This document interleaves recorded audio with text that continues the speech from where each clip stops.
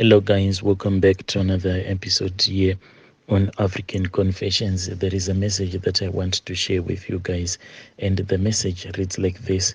Hello, my brother. How are you? Can you please post my story as anonymous? I have my own story that I want to share with you.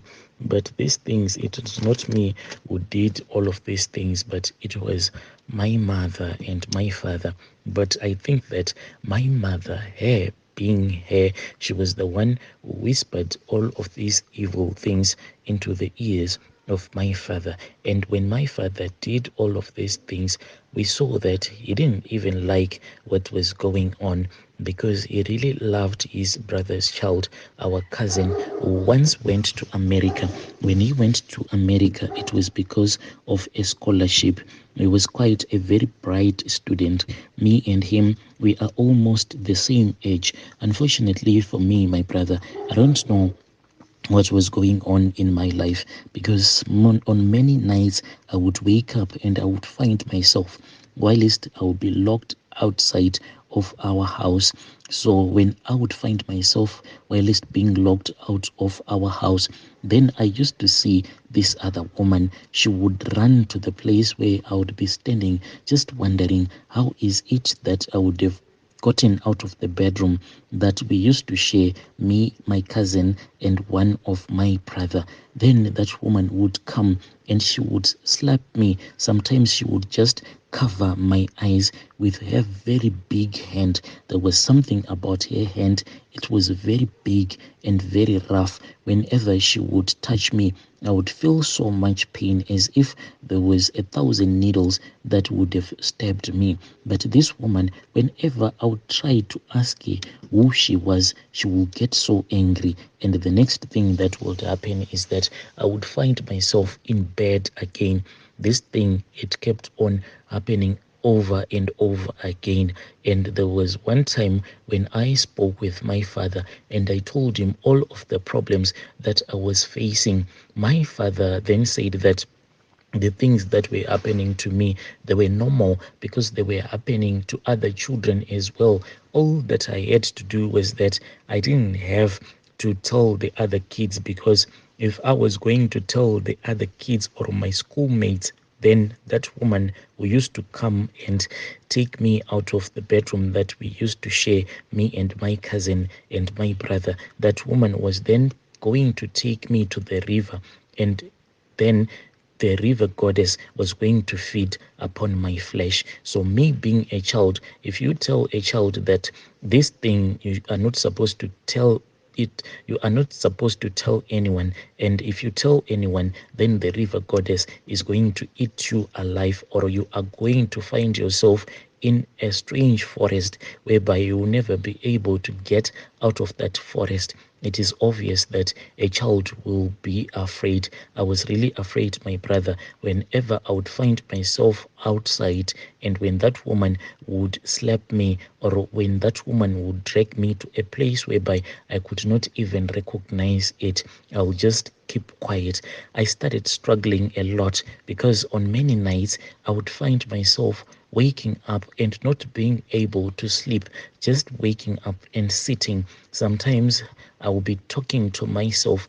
This thing, it used to irritate my cousin brother as well as my brother, because they said that I used to talk to myself throughout the night, not knowing if I will be in communication with some witches or what. I started really going down as to my schoolwork. I was not even attending classes because of the things that I was facing. Whenever I would be in the classroom, then I would feel as if there was someone who used to come and hit me with an axe at the back of my neck. It was really painful. And when I would look at the chalkboard, all the words that would have been written on the chalkboard by the teacher, all of those words, they will be disappearing line by line. Sometimes what would happen is that whilst I will be looking at the chalkboard, instead of seeing what the teacher will be writing on the chalkboard, I will see it will be like the teacher will be drawing some naughty stuff on the chalkboard. Sometimes she would even draw the man's manhood, or sometimes she would draw like something. Sometimes she would draw, and the figures that she will be drawing on the chalkboard, there will be the figures that she will be drawing on the chalkboard, there will be the figures of a man and a woman that will be busy making love. And when I would blink again, my brother, trying to lose closely, I would see that no, the teacher will be actually writing some of the stuff that she would want us to write in our notebooks. This thing kept on confusing me. Sometimes the stuff that I would see on the chalkboard would be very funny. So the teachers that were teaching our class, they would get so angry and they would kick me out of class. I finally told my mom all the things that were happening to me. That was when my mom said that she was going to sort it out, because there was a woman, she said that there was someone who was trying to steal my intelligence so that she can place that intelligence on her son. Then one day I woke up and I had a haircut, my brother. When I went to bed, my hair was big. I actually loved keeping an afro in those days. And when I woke up, I saw that there was someone who had given me a haircut. The first thing that I thought that maybe it was a prank, but this was not a prank at all, because after asking my cousin as well as my brother, they said that they didn't even do anything. So I then went to my mom to complain, because I thought that it was just a prank. When my mom looked at me, she started crying and she went to her bedroom. When she came out of her bedroom, the first thing that I noticed was that she was smelling of voodoo herbs. She even had this other voodoo neck chain that she just wore. This voodoo neck chain, it was really scary because it had designs of human skulls. She then started praying for me, but she was praying as if she was using an ancient language that I could not even understand. That was when she took a scissors. So what she will be doing is that she will be cutting off the hair that was left when that witch had came to give me a haircut later at night. Then she will dip that scissors into this other herbal mix that she had made, and she kept on saying that you are not going to steal my child's intelligence. I am not going to let you to do that.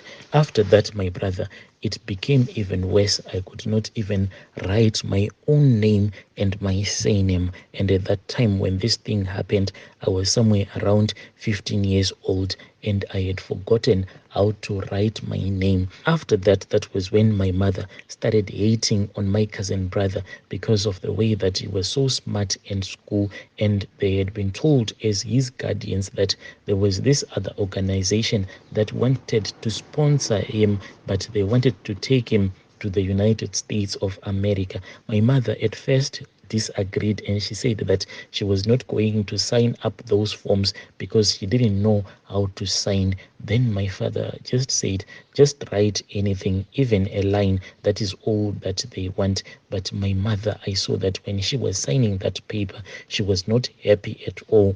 She wanted me to become the one that would travel to America instead of my cousin brother. But I felt so sorry for my cousin brother because he had lost his parents at a very young age. My cousin brother then went to America and he started studying there just before he could complete his university education, my brother. That was when my mother did all of those juju rituals that made my cousin brother to run mad. And the way that they made him to run mad is like this. He had traveled back to our country, name hidden. When he had traveled back, he was staying at this other home. The home, it belongs to that organization that had taken him to America. Then my mother called him using a chicken, you know, that cock, the male chicken. That is what my mother used when he was calling my cousin brother from town so that he can come to the. I clearly heard and I saw my mother through the window. It was late at night. I saw my mother getting out of the house. Then I started to hear some noises that were coming from the place where we used to keep the chickens. When I opened the window just a little bit, I then saw that my mother was chasing after this cock, and after she had gotten it, then she stood almost in the middle of the compound. Then she started calling my cousin brother's name. After that, she then took that cock and went with it in her bedroom. I don't know what she did with it. Then the next day, we saw that our cousin brother had returned back to the village. When he had returned back to the village, before he could even sit down, my mother then rushed into her bedroom and came holding that cock, and he said that this is for my son who has made me to become a proud mom. You are coming from America. Why didn't you come home straight, my son? Where are the US dollars? Before my cousin brother could even answer, my mom then handed him that chicken and said that I want you to slaughter this chicken because we are going to celebrate tonight. But after my cousin brother had slaughtered that chicken, my mom didn't even cook it. She just went with it into the bedroom. She cooked other meat on that day. She cooked beef instead of that chicken. And we didn't even ask him what was going on as a children because we had had her quarreling with our father. After this ritual had been performed, that was when my cousin brother traveled back to the city so that he can spend some time with some children that were staying at that organization. Then that was when we heard that he had ran away. After they tried looking for him, he was never found. He was only found years later whilst he was picking up some food from the dustbin. And the man that found him, it was the man whom he had attended with him the same university there in America. So when he saw him, he then said that this man, we used to attend the same university, but he never returned back to America. Right now, my brother, this cousin brother of mine, he is just roaming around the street of our capital city here in our country. He is a man who lost everything, and the woman who did it, it is my mother. No one can ever deny the fact that I saw my mom whilst she was holding that chicken in the air, calling the name of my cousin brother, and the next day he came, slaughtered that chicken. We don't even know who ended up eating that chicken.